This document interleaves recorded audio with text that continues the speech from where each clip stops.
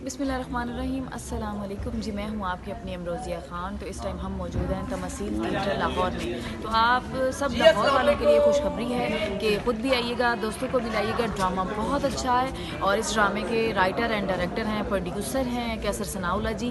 पहले भी मैं उनका एक प्ले करके गई हूँ, सोना चांदी। मुझे बहुत मज़ा आया था और पब्लिक ने मुझे पुरज़ोर सराहा था अपनी मोहब्बत से। और इस मरतबा भी उम्मीद करती हूँ कि आप मुझे उसी तरह मोहब्बत करेंगे। मेरा बहुत अच्छा करैक्टर है। हमारी सब टीम ने, तमाम टीम ने बहुत अच्छी रिहर्सल की है।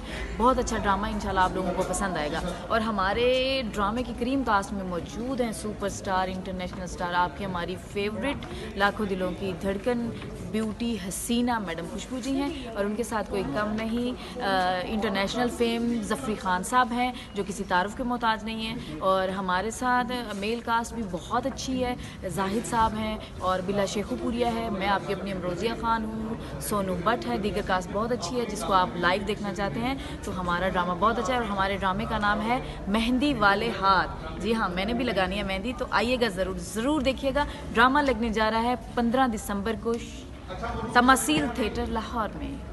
Thank you.